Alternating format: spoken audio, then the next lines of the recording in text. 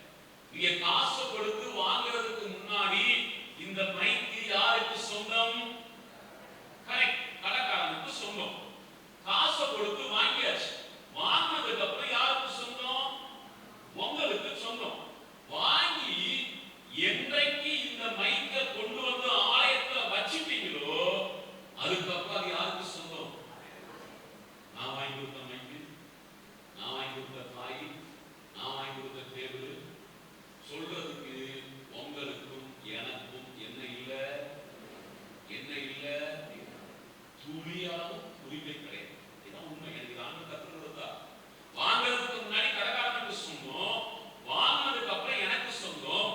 என்றைக்கு தேவ சமூகத்திலே பயன்பாட்டுக்காக கொண்டு வந்து வைக்கிறேனோ அதுக்கப்புறம் அதை நான் உரிமை பாராட்ட எனக்கு என்ன இல்லை, எனக்கு இடம் கிடையாது. தயவு செய்து நீங்க விலகிக் கொள்ளுங்க. இப்ப நான் அதை இங்க கொண்டு வரேன். நான் ரட்சிக்கப்படுவதற்கு முன்பதாய், அபிஷேகிக்கப்படுவதற்கு முன்பதாய் இந்த உலகத்திற்கு உரியவனாய் வாழ்ந்து கொண்டிருந்தேன், இந்த உலகத்திற்கு சொந்தக்காரனாய் வாழ்ந்து கொண்டிருந்தேன். ஆனால் என்றைக்கு பரிசுத்த ஆவியின் அபிஷேகத்தை என் தெய்வம் என் மீது ஊற்றினாரோ அந்த நிமிஷத்தில் இருந்து நான் இந்த உலகத்திற்கு உரியவன் அல்ல, நான் கர்த்தருக்கு உரியவனாய் மாறிவிட்டேன். அல்லேலூயா. சகோதரனே சகோதரியே, உங்க மேல போடப்பட்டிருக்கிற அந்த அபிஷேகம் அந்த நாள் முதல் கொண்டு நீங்கள் கர்த்தருக்கு உரியவர்கள் என்பதை பறைசாற்றுகிறது. விசுவாசுக்கு தெரியும். உங்க மேல என்னைக்கு அபிஷேக தைலம் ஊற்றப்பட்டதோ அன்னைக்கு அவனுக்கு தெரியும், இனி இந்த மனிதன் இந்த மனுஷி எனக்கு உரியவர்கள் அல்ல, இவர்கள் தெய்வத்திற்கு உரியவர்கள். ஆனா நமக்கு தான் தெரியல. நம்ம சாதாரணமா மறுபடியும் அதே பழையவான் அதே சுபாவம். தயவு செய்து இன்றைக்கு கர்த்தர் பேசுவதற்கு விலகிக் கொள்ளுங்க. ஆண்டவர் சொல்றாரு, நீ எனக்கு உரியவன். அல்லேலூயா. இவன் ஆண்டவர் சொல்றார், பாப்பா எனக்காக ஒருத்தன் அபிஷேகம். அப்போ ஆண்டவர் பேர சொல்லல, எத்தனாவது பையன்கிற டீட்டெயிலும் சொல்லல, அனுப்பி விட்டாச்சு. இப்ப பாருங்க 4ஆம் வசனத்துல கர்த்தர் சொன்னபடியே சாமுவேல் செய்து ஆயத்தப்படுத்த வேண்டியவைகளை ஆயத்தப்படுத்தி பெத்லகேமுக்கு போயாச்சு. இப்ப பெத்லகேமுக்கு போனோம்னா அங்க இருக்கிற பெரிய பெரிய மூப்பர்கள்லாம் ஓடி வராங்க. ஏன்னா ஒரு பெரிய தீர்க்கதரிசில எல்லாம் ஓடி வராங்க. வந்து ஐயா எங்க ஊருக்கு வந்திருக்கீங்க, ஏதாவது இல்ல இல்ல பயப்படாத, சமாதானம், நீ பயப்படுற மாதிரி ஒண்ணும் இல்லை, எல்லாத்தையும் ஆதரவு படுத்திட்டு ஈசாயை பார்த்து சொல்றாரு, ஈசாய் நான் ஒரு பலிபீடத்தை ஆயத்தப்படுத்துறேன், உன் பிள்ளைங்க எல்லாரையும் நீ கூட்டிட்டு வந்துரு. எதுக்கு நான் கூட்டிட்டு வரணும்? ஒண்ணு இல்ல பயப்படாத, உன் குமாரரில் ஒருவனை கர்த்தர் ராஜாவாக என்ன பண்ண போறாரு, தெரிந்து கொள்ள போகிறார் அப்படின்னு ஒரு செய்தியை சொல்லியாச்சு. சொல்லிட்டு சாமுவேல் தீர்க்கதரிசி போயிட்டார். இப்ப நான் உங்களை ஈசாய் வீட்டுக்குள்ள கூட்டிட்டு போக போறேன். இப்ப நம்ம எங்க போகணும்? பேச முடியல. எங்க போகிறோம்? எனக்கு ஆண்டுடைய கிருபையில 2 பிள்ளைங்க இருக்காங்க. எனக்கு ஆபீஸ் யூனிஃபார்ம், அதாவது என்னுடைய அலுவலகத்திற்கு ஊழிய ஸ்தலத்திற்கு நான் போகும்பொழுது இந்த ஒயிட் பிளாக் தான் நான் போகணும். என்னைக்காவது நான் ஒரு கலர் ட்ரெஸ் போட்டு என் பைக்கில் ஏறணும்னு என் 2வது பையன் வருவான், இந்த வேலைகளும் பார்ப்பான், எங்கப்பா போறீங்கம்மா. நான் நினைச்சேன் இவன் நம்ம கூடயே வர ஆசைப்படுவான், அதனால ஆபீஸ் போறேன்னு சொல்லிடுவோம் அப்படின்ட்டு. அப்பா ஆபீஸ் போறாங்க, நீங்க போய் சொல்றீங்க, நீங்க எங்க போகல, உங்க யூனிஃபார்ம் அங்க இருக்கு, நீங்க வேற எங்கேயோ போறீங்க, என்னையும் பைக்ல கூட்டிட்டு போங்க நடப்பேன். ஒரு சின்ன பையனுக்கு தெரிகிறது தன் தகப்பன் தினந்தோறும் போகிற இடத்திற்கு போகவில்லை. ஈசாயின் குடும்பத்தில் ஒரு வாலிபன் இருக்கிறான். அந்த வாலிபனுடைய பெயர் தாவீது. தாவீதுக்கு அப்படியே ஒரு காரியம் தெரிய வருகிறது. அப்பாவை பார்க்கிறாரு. அப்பா அப்படியே பட்டு சட்டை பட்டு வேஷ்டி கட்டி சம்முன்னு கால் சோபா உட்கார்ந்து இருக்கிறார். அம்மாவை திரும்பி பார்க்கிறார். அம்மா பட்டு போனதுக்கு நீடி கிச்சன்ல காபி போட்டுட்டு இருக்கிறார். அண்ணன் திரும்பி பார்க்கிறார். ஒருத்தரும் இந்த காலத்துக்கு போகல, நல்ல ட்ரெஸ் போட்டு உட்கார்ந்து இருக்கிறான். இவருக்கு ஒண்ணுமே புரியல. அப்ப அப்படியே விசாரிக்கிறார். ஒரு வேலைக்காரன் சொல்றான், ஏய் உனக்கு செய்தி தெரியாதா? தெரியாதுப்பா, இன்னைக்கு அண்ணன்ல ஒருத்தன் ஆண்டவர் என்ன பண்ண போறாரு, ராஜாவை அபிஷேகம் பண்ண போறார். ஐயோ தாவீதுக்கு அவ்வளவு சந்தோஷம். நான் நினைக்கிறேன் வேகமா ஓடி போய் அப்பா கேட்டிருப்பாரு, பாப்பா நீ ஒரு நாளைக்கு நான் உங்க கூட வரேன்ப்பா, அருமைக்காம ஒரு ஓரமா நின்றுக்கிறப்பா, ஆண்டவர் அண்ணனை ராஜாவை அபிஷேகம் பண்றதை பார்க்க எனக்கு ஆசையா இருக்கு. அப்பா தாவீதை கடிந்து கொள்ள, அம்மா கடிந்து கொள்ள, அண்ணன்மார் கடிந்து கொள்ள. நல்ல கவனிக்க, முழு குடும்பமே விருது வீட்டுக்கு போகுது. தாவீது மாத்திரம் எங்க போறாரு தெரியுமா? வனாந்தரத்துக்கு ஆள் வைத்து போகிறார். யார் இந்த தாவீது? தன் சொந்த குடும்பத்தால் புறக்கணிக்கப்பட்டவன், சொந்த குடும்பத்தால் அற்பமாய் எண்ணப்பட்டவன். தாவீதுன்னு ஒரு பிள்ளை எனக்கு இருக்கிறான்னு சொல்றதுக்கு கூட தாவீதுடைய தகப்பன் தயங்கினான். அப்படிதான் தாவீதுடைய வாழ்க்கை இருந்தது. இவ்வளவு உட்கார்ந்துருக்கீங்களா? குடும்பத்தால் புறக்கணிக்கப்பட்டு, கைவிடப்பட்டு, ஒதுக்கப்பட்டு, வெறுக்கப்பட்டு எல்லாம் இருக்கிறாங்க பிரதர். ஆனாலும் இன்றைக்கும் யாரும் இல்லாத ஒரு சூழ்நிலையில இருக்கிற அப்படின்னா இந்த செய்தியின் மூலமாய் கர்த்தர் உங்களோடு கூட பேசுவது, தாவீது தேவன் நம் தேவன் அல்லவா? ஆடுகளுக்கு பின்பதாக சென்ற தாவீதை ஆட்டு மந்தையிலிருந்து பிரித்தெடுத்து பூமியில் இருக்கிற பெரியோரின் நாமத்திற்கு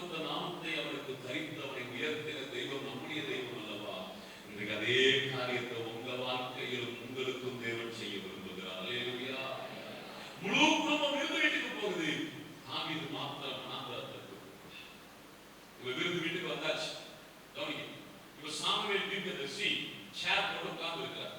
இப்போ மூத்த குமாரன் வருகிறார். யார் வரா? மூத்தவர் பேர் என்னது? எலியா.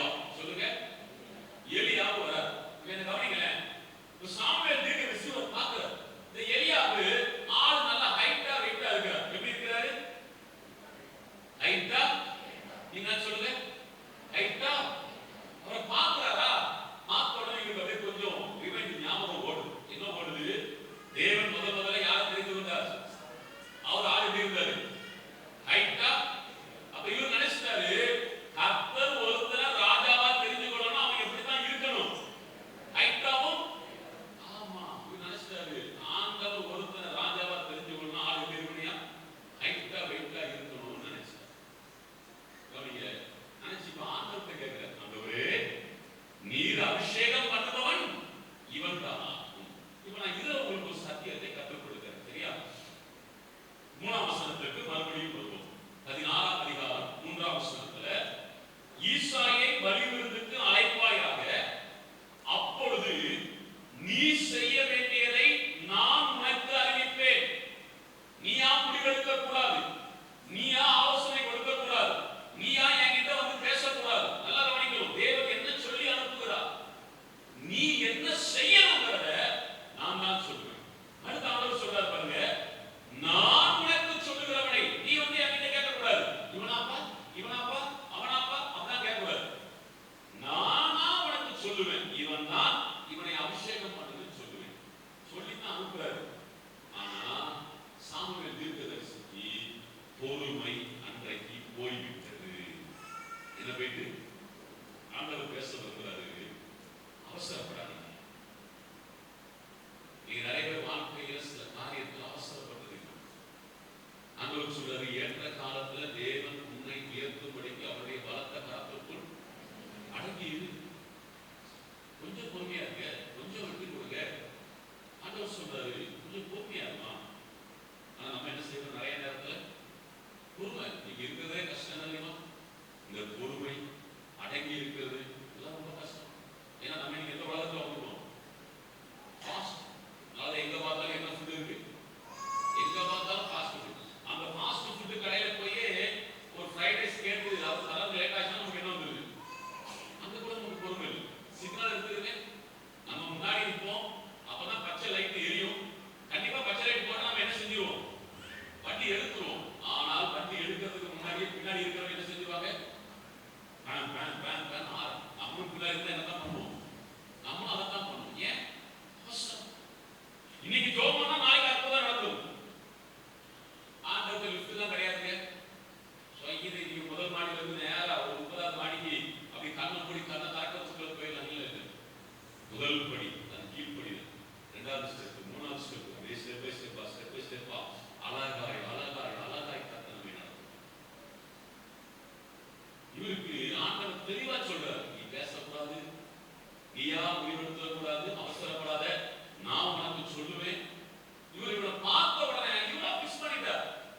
சவுல் இப்படித்தானே இருந்தாரு.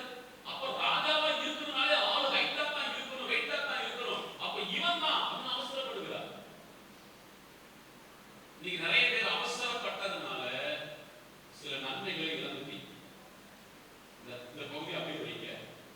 உங்க வேத புத்தகத்தை 1 ராஜாக்கள் 17ஆம் அதிகாரத்துக்கு நேராக திருப்பு.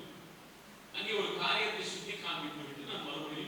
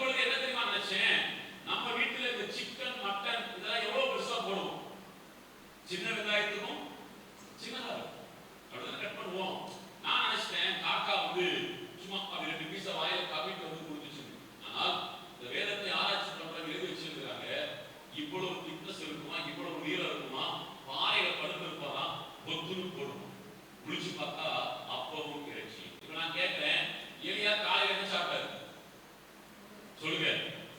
நான்வெஜ். நைட் என்ன சாப்பிட்டாரு? காலையிலேயும் மட்டன். யாராவது சொல்ல முடியுமா? அது என் வீட்டுல காலையிலேயும் மட்டன், நைட்டும் மட்டன். இருக்கிறோம். நமக்கு வாரத்துல ஒரு நாள் அதுக்கு செலவு பண்ணி எடுத்து அதே பெரிய கஷ்டம் இல்ல. கர்த்தர் சொன்ன இடத்துல இருந்தால், கர்த்தருடைய ஆலோசனையை கேட்டு நடந்தால், சூழ்நிலைகள் சாதகம் இல்லாமல் இருந்தாலும் என் ஆண்டவர் உங்களை ரொம்ப அழகாய் நடத்துவார், சிறப்பாய் போஷிப்பார். அல்லேலூயா. ரகசியம் அங்கதான் இருக்கு, ஆசீர்வாதம் அங்கதான். இப்ப இவருக்கே நம்ம இன்னும் சொல்ற பாருங்க, இவர் அவசரப்பட்டார். எங்க அவசரப்பட்டாரு? 1 ராஜாக்கள் 19 வாங்க. 1 ராஜாக்கள் 19ஆம் அதிகாரம் 5ஆம் வசனத்தை நீங்க வாசிப்பீங்கன்னா அங்க எழுதப்பட்டிருக்கிறது, ஒரு சூரை செடியின் கீழ் படுத்துக் கொண்டு நித்திரை பண்ணினான். இப்ப எங்க போயிட்டாரு? அந்த ஆலோசனை கேட்டாரு, இவரா முடிவெடுத்துட்டார். பழைய போதியா என் உயிர் போறோம், எல்லாம் போறோம், இந்த அப்பா கிட்ட கடந்து மாரடிக்க முடியாது, நான் எங்க போறேன்? நான் எங்கேயாவது போறேன். எங்க போறேன்? நீங்க வீட்டுக்குள்ள ஒரு சின்ன சண்டை அப்படின்னா, இனி இந்த வீட்டுக்குள்ள மனுஷி வாழ்வாரா? வாங்குங்க, பெட்டியை தூக்குங்க, அதை தூக்குங்க, வீட்டை விட்டு வெளியே போயிடுவோம். போனதுக்கப்புறம் ஆண்டவர் கேட்பார், நான் உன்னை வெளியே வர சொன்னா, நான் உன்னை போக சொன்னா, அப்படி எப்படி நான் ஆசீர்வதிப்போம். அதெல்லாம் நிறைய நேரத்தில் ஆசீர்வாதத்தை இழந்து உட்கார்ந்து இருக்கும். இப்ப சூரிய செடிக்கு கிளம்பி படுத்தாச்சு. இப்போ ஒரு தேவ தூதன் வந்து தட்டார். எலியாவே அப்படிங்கிற பாருங்க, தேவ தூதன் என்ன விஷயம்ப்பா? எலியாவே, கர்த்தர் உனக்கு சாப்பாடு கொடுத்திருக்கிறார். நான் கொஞ்சம் என் லைஃப்ல பிராக்டிகலா அதை கம்பேர் பண்ணி பார்த்தேன். எப்படி தெரியுமா? என்னுடைய ஊழியத்தின் ஆரம்பத்தில் கிராமப்புறமான சபைகளுக்கு ஊழியத்துக்கு போவோம். ஒரு ஞாயிற்றுக்கிழமை அங்க மைக் இருக்காது, பொட்டு இருக்காது, ஒண்ணு இருக்காது, ஒரு சின்ன டேபிள் போட்டுருப்பா. நானே பாட்டை பாடி என் கையை வச்சு தாளத்தை போட்டு பாட்டு ஆராதனை ஜபம் செய்தி எல்லாம் முடிச்சு போயிட்டு வாங்க பிரதர் வாங்க சர்ச்சை விட்டு வெளியே வந்தா ஒரு அம்மா, தம்பி எங்க வீட்டுக்கு வந்து போங்க போனா வாரா வீட்டுக்கு போறேன். அவங்க வீட்டுக்கு போனா நல்ல வாழை இலைய போட்டு அவங்க வீட்டுக்குள்ள வளர்ந்த நாட்டுக்கோழி அடிச்சு குழம்பு வச்சிருப்பாங்க. நல்லா திருப்தியா சாப்பிட்டு ஜோம் பண்ணிட்டு வெளியே வருவேன். அடுத்த வாரம் திருநெல்வேலியில எங்கேயாவது ஒரு பெரிய சபைக்குள்ள கொண்டு போவோம். அது ஆயிரக்கணக்கில் மக்கள் இருக்கும். இந்த மனசு சொல்லும், போன வாரம் கிராமத்திலே கர்த்தர் நமக்கு என்ன கொடுத்தாரு? நாட்டுக்கோழி விருது கொடுத்தாரு. இப்ப எங்க கூட்டு வந்திருக்கிறாரு? இவ்வளவு பெரிய சபைக்குள்ள இன்னைக்கு என்னென்ன ஐட்டம்லாம் ஆண்டவர் தரப்போறாரு நினைச்சா முடிச்ச உடனே போயிட்டு வாங்க வருது. எலியாவை நான் அப்படி கம்பேர் பண்றேன். எலியா கேட்கிறார், என்ன சொன்னா எனக்கு காதுல விழல, திருப்பி சொல்லு. எலியாவே, கர்த்தர் உனக்கு சாப்பாடு கொடுத்திருக்கார். இப்ப எலியாவுக்கு ஓடுது, ஆண்டவர் காக்கா கிட்டயே எனக்கு மட்டன் சாப்பாடு கொடுத்து விட்டார் ஐயா. இப்ப வந்திருக்கிறது யாரு? அப்ப என்னென்ன ஐட்டம்லாம் இருக்குன்னு முடிச்சு பார்த்தா 6ஆம் வசனம் சொல்லுகிறது, கடலில் சுடப்பட்ட அடையும் ஒரு பாத்திரத்தில் தண்ணீர். அதாவது காய்ந்து போன ரொட்டியும் கொஞ்சோண்டு தண்ணி. நல்லா கவனிக்கணும். என்ன கர்த்தர் நடத்துறாரு, போஷிக்கிறாரு, நடத்துவார். அழைச்சிட்டாரு.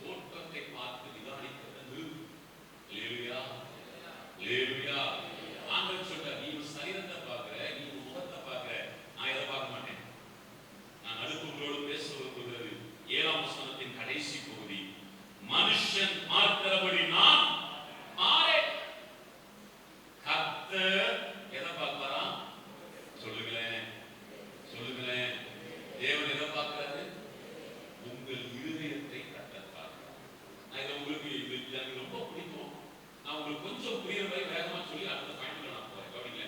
இருதயத்தை கர்த்தர் பார்க்கிறார். இதை எப்படி எடுத்துக்கலாம் தெரியுமா? நீங்க கவனிக்கலன்னா தப்பான போதனை மாதிரி ஆயிடும். கொஞ்சம் கவனிங்க. இப்போ உதாரணத்துக்கு மார்த்தாண்டம் ஏதாவது ஒரு நல்ல டிஸ்டன்ஸ்ல ஒரு உபவாச ஜெபம் நடக்கும். சரியா? இப்போ பாஸ்டர் என்ன பண்றாங்க, ஒரு 3-4 வேன் பிடிச்சி உங்க எல்லாரையும் உபவாச ஜெபத்துக்கு கூட்டிட்டு போறாங்க. எங்க கூட்டிட்டு போறாங்க? உபவாச ஜெபத்துக்கு நீங்க போயிட்டு இருக்கீங்க. இப்போ வண்டி நாகர்கோவில் தாண்டி போகுது. ஒருத்தர் போய் பாஸ்டர் சொல்றீங்க, பாஸ்டர் இன்னும் 1.5 மணி நேரம் டிராவல் இருக்கு, எங்கேயாவது வண்டியை ஓரமா நிப்பாட்டணும், ஒரு டீ குடிச்சிட்டு போலாமேங்கிறீங்க. நல்ல யோசனை தான். இப்போ வண்டியெல்லாம் எங்க கொண்டு போய் ஓரமா நிப்பாட்டப்படுது? டீ கடையில நிப்பாட்டப்படுது. டீ கடையில டீ குடிக்க இறங்கியாச்சு. ஆனா அப்பதான் டீ மாஸ்டர் என்ன பண்றாரு? எதை எடுக்கிறாரு? என்ன சட்டிக்குள்ள இருந்து சூடா வடையை எடுத்து என்ன பண்றாரு? போடுறாரு. போனது இருக்கு டீ குடிக்க. இந்த வடையை பார்த்தோன்னா கை ஆட்டோமேட்டிக்கா எங்க போயிட்டு வெயிட் வடையை எடுத்து கடிச்சிட்டீங்க. பாதி வடையை எடுத்து சாப்பிட்டாச்சு, மீதி வடை கையில இருக்கு. இப்பதான் உங்களுக்கு ஞாபகம் வருது, ஐயோ நான் எங்க போறேன்? ஆண்டவர் சொல்வா, முழு வடையை சாப்பிட்டு போவோம். நல்லா புரிஞ்சுக்கிட்டு, அதுதான் உங்களுக்கு சொல்லி கொடுக்க வரேன். ஏன் நீங்க வேணுக்குமே சாப்பிட்டீங்களா? கர்த்தர் எதை பார்க்கிறாரு சொல்லுங்க? சபையில உபவாச ஜெபம் நடக்கும். வீட்டுல கிளம்பிட்டு இருப்பீங்க. அம்மா கிட்ட வேண்டியமா கர்த்தர் ஒரு 4 இட்லி எடுத்து வைங்கம்மா, சாப்பிட்டு ஜெபத்துக்கு போறேன். ஃபாஸ்டிங் கிடையாது. யார் கேட்க போறா? யாருக்கு தெரியும்? இப்போ மறுபடியும் வரேன். கர்த்தர் எதை பார்க்கிறாரு? அதே நேரம் உங்களுக்கு சரீரத்துல சுகம் இருக்கும், பிரஷர் இருக்கும். 4 மணி நேரம் ஜெபத்துல உட்காரணும்னா 2 மாத்திரை போட்டா தான் உட்கார முடியும். 2 மாத்திரை போடணும்னா 2 இட்லி சாப்பிட்டா தான் மாத்திரை போட முடியும். கர்த்தர் எதை பார்க்கிறாரு? தயவு செஞ்சு இந்த வித்தியாசத்தை நீங்க விளங்கிக்கணும். என்னால் உபவாசம் இருக்க முடியும், ஆனால் நல்லா சாப்பிட்டு உள்ள வந்து உட்கார்றேன், அதையும் கர்த்தர் பார்க்கிறார். எனக்கு ஜெபத்துல கலந்து கொள்ள ஆசை,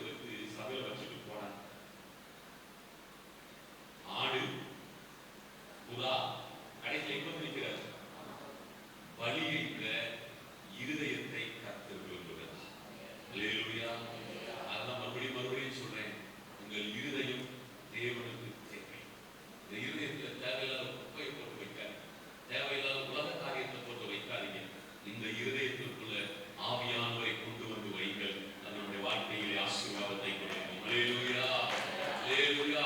சரி கவனிங்க, எத்தனை வசனம் பார்த்துக்கிறோம்? 7 பார்த்தாச்சு. 8, 9, 10 இந்த மூன்றிலும் எழுதப்பட்டிருக்கிற காரியம் கர்த்தர் இவர்களில் ஒருவனையும் தெரிந்து கொள்ளவில்லை. எனக்கு பெரிய ஒரு கேள்வி, ஆண்டவரே ஏன்பா ஒருத்தரையும் தெரிந்து கொள்ளல? ஆண்டவர் சொன்னார், இங்க பாரு, வந்த அத்தனை பேர் எப்படி வந்தா தெரியுமா? நான் யார் தெரியுமா? என் எக்ஸ்பீரியன்ஸ் என்ன தெரியுமா? நான் யுத்த காலத்துல எவ்வளவு சண்டை போட்டிருக்கிறது தெரியுமா? அத்தனை பேரும் திறமையை நம்பி வந்துட்டான். ஆண்டவருக்கு திறமையை நம்பி வருகிறவர்கள் தேவையில்லை, கிருபையை நம்பி வருகிறவர்கள் போதும், கிருபையை சார்ந்து கொள்கிறவர்கள் போதும். அல்லேலூயா. ஊழியத்திற்கு திறமை அவசியம், தாளந்து அவசியம், நான் வேண்டாம்னு சொல்லல. ஆனா திறமைய தாளந்த நம்பி வரக்கூடாது, கிருபையை நம்பி வரணும். நாளைக்கு என்ன நடக்கும் தெரியுமா?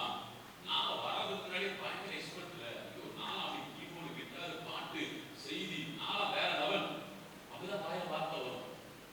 ஆனா ஒண்ணுமே இல்லாம அதெல்லாம் நம்பாம கர்த்தரை நம்பி வந்தா என்றைக்கும் என் வாய் கர்த்தரை மாத்திரம் தான் உயர்த்தி கொண்டே இருக்கும். அல்லேலூயா. ஆண்டவர் சொன்னார், அவ்வளவு பேரும் தரவை நம்பி நான் உங்களுக்கு ஒரு 3 பேரை டக்குன்னு சொல்றேன். மோசே, கிதியோன், எரேமியா, இவங்களுடைய காலம் இவங்களுடைய அனைத்து பாருங்க. 3 பேர் முடியாதுங்க. நான் திக்குவாய், ஒருத்தர் என் குடும்பம் ரொம்ப சின்ன குடும்பம், ஒருத்தர் என்னை விட்டுன்னு கதற. கர்த்தர் தெரியுமா? 3 பேருக்கும் ஒரே வார்த்தை தான் சொல்லுவார், நான் உன் கூட இருப்பேன். எரேமியா கிட்ட சொல்லுவார், நான் உன் கூட இருப்பேன். கிதியோன் கிட்ட சொல்லுவார், நான் உன் கூட இருப்பேன். ஏன் தெரியுமா? கர்த்தருக்கு தெரியும், உன்னால இதை செய்ய முடியாது, ஆனால் நான் உன் கூட இருந்து இதை செய்ய வைப்பேன். நாளைக்கு உன் வாய் சொல்லும், நான் இதை செய்யல, நான் இதை சாதிக்கல, கர்த்தர் என் கூட இருந்ததுனால தான் என்னால இதை செய்ய முடிந்ததுன்னு உன் வாய் சொல்ல பண்ணுவான். அல்லேலூயா.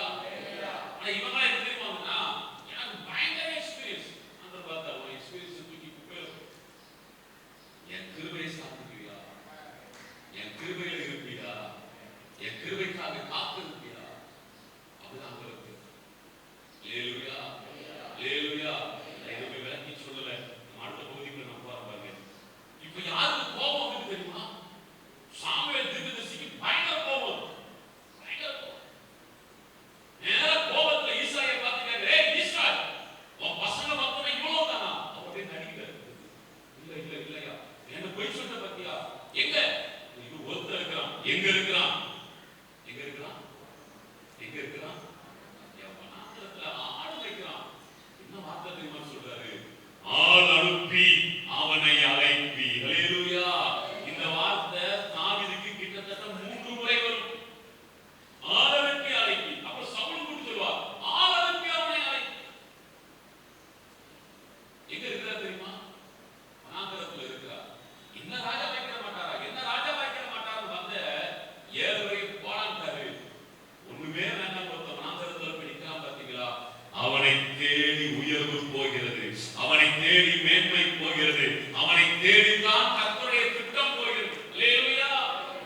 அவனாந்தரத்துல ஆரம்பிக்கிறது. இப்போ ஓடிப்பான், ஓடி போய் கூப்பிடுறான், ஏய் ஆவிலே அப்படிங்கிறான். அவன் அங்கிருந்து குடு ஓடி வந்து, ஏய் சொல்லு, யார் அபிஷேகம் பண்ணார்? மூத்தவனா ரெண்டாவதா? எனக்கு சொல்லு. ஏப்பா அதெல்லாம் எனக்கு தெரியும், நீ வரணும், அது மட்டும்தான் எனக்கு தெரியும். அவனுக்கு ஒன்றும் புரியல. நான் வரணுமா? ஆமா, நீதான் வரணும் அப்படிங்கிறார். உடனே ஆட்டெல்லாம் அவங்க ஒப்படைச்சிட்டு இந்த தாவீது வர என்ன கவனிக்க. இந்த தாவீது வீட்டு வாசல்ல வந்து தன்னுடைய வலதுகாலத்துக்கு எங்க வைக்கிறாரு தெரியுமா? வீட்டுக்குள்ள வைக்கிறாரு. இப்பதான் ஆண்டவர் சாமுவேல் தீர்க்கதரிசிக்கு சொல்றாரு. அவர் சொன்னார் பாத்தீங்களா, நான் உனக்கு ஒருத்தனை சொல்லுவேன், அவனை அபிஷேகம் பண்ணனால. இப்ப ஆண்டவர் சாமுவேல் தீர்க்கதரிசிகிட்ட பேசுறாரு, எலும்புடா அப்படிங்கிறார். தீர்க்கதரிசிக்கு புரியல. எலும்புப்பா, என் புள்ள வந்துட்டான், நான் தெரிந்து கொண்ட என் தாசம் வந்துட்டான், நீ அபிஷேகிக்கப்பட வேண்டிய தெய்வம் மாத்திரம் வந்து விட்டது, நீ எலும்பு அப்படிங்கிற. யோசித்து பாருங்க, சாமுவேல் தீர்க்கதரிசிக்கு உட்கார்ந்து இருக்கிற இந்த இடத்துல அப்பா, இந்த இடத்துல அம்மா, அந்த இடத்துல அண்ணா. இங்க கவனிக்க, முதல் ஸ்டெப் உள்ள எடுத்து வைக்கிறார். யார் எழுதுறா சொல்லுங்க? சாமுவேல் எழுதுறார். சாமுவேல் எழுதுனா ஆட்டோமேட்டிக்கா யார் எழுதணும்? ரெண்டாவது ஸ்டெப் அப்படி வீட்டுல எடுத்து வைக்கிறார். இப்ப யார் எழுதுறா? தாவீது ஒண்ணும் புரியல. மூணாவது ஸ்டெப் எடுத்து வைக்கிறார். யார் எழுதுறா? வீட்டுக்குள்ள வந்து இப்ப சுத்தி யார் எழுதுறாங்க?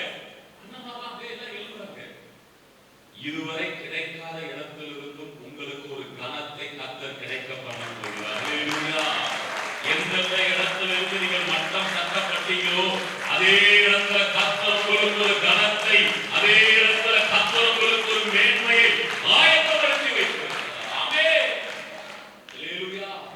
தாவீதுக்கு என்ன நடக்குதுன்னே புரியல. நான் வந்தா மூஞ்சி தூக்கிட்டு போயிருவான், நான் வந்து அப்படி பண்ணுவாங்க இப்படி பண்ணுவாங்க, எரிஞ்சு விடுவான். இன்னைக்கு நான் உள்ள வர எல்லாம் எந்திரிச்சு நிற்கிறாங்க. எல்லாரும் எழுப்பி நிற்கிறாங்க. எனக்கு வேதத்துல பிடித்த ஒரு வசனம் இந்த 13ஆம் வசனம் ரொம்ப பிடிக்கும். இந்த 13ஆம் வசனம் சொல்லுகிறது, அப்பொழுது சாமுவேல் தைலக் கொம்பை எடுத்து தாவீதை அவன் சகோதரர் நடுவிலே அபிஷேகம் பண்ணினான். என்ன கவனிக்கல? இந்த வார்த்தை இப்படி எழுதியிருக்கலாம். எப்படி எழுதியிருக்கலாம்? அப்பொழுது சாமுவேல் தைலக் கொம்பை எடுத்து தாவீதை அபிஷேகம் பண்ணினான். இப்படி எழுதுனா விளங்குமா விளங்காதா? விளங்கிருக்குமே. அதான் அவ்வளவு விஷயம். அவர் அபிஷேகம் பண்ணாரியா, அவ்வளவுதான் விஷயம். ஆனா அந்த இடத்துல ஆண்டவர் ஒரு பஞ்ச் வைக்கிறார். ஒரு வார்த்தையை அடிக்கோட்டிட்டு எழுதுகிறார். என்ன வார்த்தை தெரியுமா? அவன் சகோதரர் நடுவிலே. என்ன அர்த்தம்? இந்த தாவீது உள்ள வரவர் அண்ணாவார் நினைக்கலாம். அங்கதான் வர ஆரம்பிக்கிறார். எப்படி? நான் பாருங்க, ஆம்ச பாருங்க, எக்ஸ்பீரியன்ஸ் பாருங்க, என்னையே ஆண்டவர் வேண்டான்றாரு. எத்தனை தலையை வெட்டி இருக்கிறேன், எவ்வளவு யுத்தத்தை பார்த்திருக்கிறேன், நீயே வேண்டான்றாரு. ஆடு மேய்க்கிற வந்துட்டாங்க. அர்த்தமா பாருங்க. உங்களையும் நிறைய பேர் பார்க்கறாங்க. குடும்பத்தின் கண்கள் உங்கள் அப்பமா தான் பார்க்கும். அநேக கண்களுக்கு மத்தியில நீங்கள் உங்கள் பிள்ளைகள் ஏளனமாக்கப்பட்ட சூழ்நிலையில் உள்ள உட்கார்ந்து இருக்கிறீங்க. அவ்வளவு கண்ணும் தாவீது அப்பமா பார்த்து சாண்டவர் பார்த்தா, நீ அப்பமாவாட பார்க்க எழு அப்படின்னு சொல்லி எழுதிட்டா. அந்த அற்பமாய் பார்த்த கண்களுக்கு மத்தியில கர்த்தர் தாவீதின் தலையை உயர பண்ணினார். அல்லேலூயா.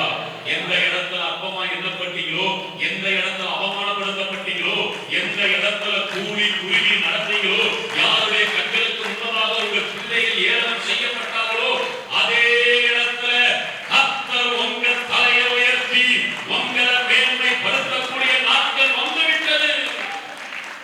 அல்லேலூயா. வாழ்க்கையில் அவ்வளவு அவமானங்களை நான் சந்தித்திருக்கிறது. சாட்சியத்தை படிக்காக இருக்கும். அவ்வளவு அவமானம். நாங்கள் வீட்டை விட்டு வெளியே வந்தா என்ன குடும்பத்தை கேலி பண்ணக்கூடிய சூழ்நிலை. நான் 10th ஸ்டாண்டர்ட் படிக்கும் பொழுது நான் ஹைட்டா இருக்கேன். அப்பொழுதே கிழிஞ்சி போய் ஒட்டு போட்ட ஃபேண்டை போட்டு தான் ஸ்கூலுக்கு போனேன். அந்த அளவுக்கு வீட்டுக்குள்ள அவ்வளவு வெளியே வந்தா என்ன கேலி தான் பண்ணுவோம். ஆனால் இன்றைக்கு அதே கண்கள் பண்ணி என் வீட்டுக்கு கொஞ்சம் பிரேயர் பண்ண வாங்கல, எனக்கு ஒரு பிரச்சனை இருக்கு வாங்கப்பான்னு சொல்லி என்னை செபிக்க அழைக்கவும், அவர்கள் கண்களுக்கு மத்தியில என்னை மேன்மையாய் பார்க்கவும் என் தகப்பன் எனக்கு கிருபை செய்திருக்கிறார்னா உங்களுக்கு கிருபை செய்ய மாட்டாரா? இனி வரும் நாட்களிலே உங்கள் தலைகளை கர்த்தர் உயர்த்த போகிறார். உங்கள் சத்துருக்களுக்கு மத்தியில உங்களுக்கு ஒரு பந்தியை ஆயத்தப்படுத்தி உங்கள் தலையை எண்ணெயால் அபிஷேகிக்கிற என் ஆண்டவர் வரும் நாட்களிலே இதை நிறைவேற்ற போகிறார். அல்லேலூயா. தாவீதுக்கு அப்படிதான் ஒரு பந்தியை ஆயத்தப்படுத்தினார். தாவீதின் தலையை கர்த்தர் உயர்த்தினார். அவன் ஆடுகளுக்கு பின்பதாக சென்றவன், அவனை கர்த்தர் தெரிந்தெடுத்து உயர்த்தினதை போல சபையை கர்த்தர் உங்களை உயர்த்த போகிறார். உங்கள் தலையை கர்த்தர் நிமிர பண்ண போகிறார். அல்லேலூயா. அல்லேலூயா. அதே நேரம் நீங்க நிறைய காரியத்தை நம்ம பார்த்தோம் பார்த்தீங்களா? நான் கர்த்தருக்குரியவன், என் இருதயம் சரியாது, ஆலோசனை கேட்கணும், அவசரப்படக்கூடாது, கிருபையை சார்ந்து கொள்ளணும், இதற்கும் தேவ சமூகத்தில் உங்களை விட்டுக் கொடுக்கணும். இதுல எந்த காரியத்துல குறைவுபட்டிருக்கிறீங்களோ அந்த காரியத்திற்கு உங்களை அர்ப்பணிக்கணும். நான் சொல்றேன், வெகு சீக்கிரத்தில் உங்கள் சிறையிருப்பை கர்த்தர் மாற பண்ண போகிறார். ஆமென். எனக்கு கர்த்தர் உணர்த்தின காரியம், அநேகருடைய காத்திருப்ப கர்த்தர் சீக்கிரத்தில் முடிவுக்கு கொண்டு வர போகிறார். ஏதோ ஒரு காரியத்திற்காக காத்திருப்பீங்க. உங்கள் காத்திருப்பு முடிய போகிறது சகோதரனே, காத்திருப்பு முடிய போகிறது சகோதரியே. பெரிய காரியத்தை